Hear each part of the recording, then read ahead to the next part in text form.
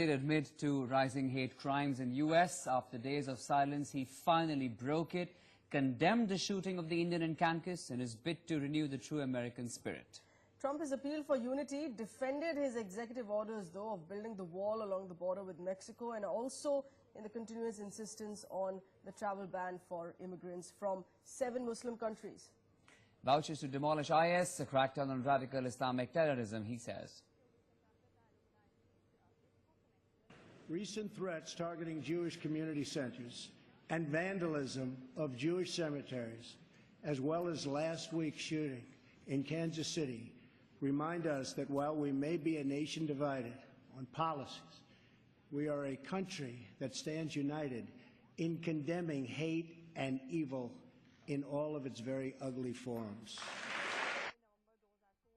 We must support the victims of crime. I have ordered the Department of Homeland Security to create an office to serve American victims. The office is called Voice, Victims of Immigration Crime Engagement. We are providing a voice to those who have been ignored by our media and silenced by special interests. Joining us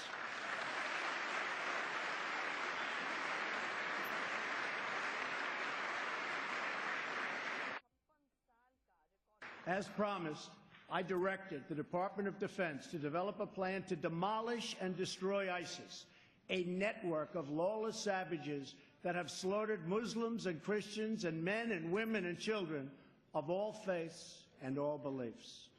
We will work with our allies, including our friends and allies in the Muslim world, to extinguish this vile enemy from our planet. Those given the high honor of admission to the United States should support this country and love its people and its values. We cannot allow a beachhead of terrorism to form inside America. We cannot allow our nation to become a sanctuary for extremists.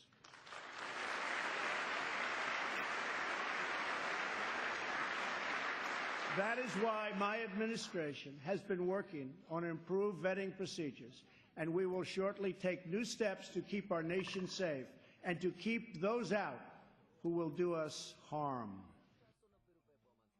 He's now demanding that every country that America helps out in security terms pays for the help given it.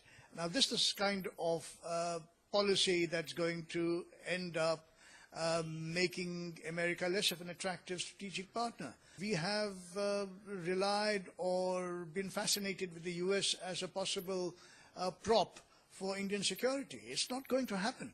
I've been arguing this for years together, that not relying on oneself is going to end up hurting India hugely. We can't hold that against America, and we really appreciate the gesture of President Truman, President Trump, who has come out in the joint session of the Congress in the most important annual lecture and raised this issue. Young and talented Srinivas has lost his life. His bereaved family is inconsolable. The loss has occurred. We are happy that President Donald Trump has condemned the incident. And we are happy that the White House and the FBI believe it's a racially motivated crime, a hate crime. It's a very welcome statement by the Honorable President of the United States, particularly given the relationship both India and US enjoys, especially after the Honorable Prime Minister has taken initiative to establish a very good relationship with the United States. And by making this statement, Donald Trump has also addressed the concern the section of the society had that how the relationship between India and US is likely to going to be under his presidency, but that concern has been put to bed by this statement by the Honorable President Donald Trump. I'm sure unless the US government takes proper action on this, it is going to have an impact on the Indians studying in the USA and the future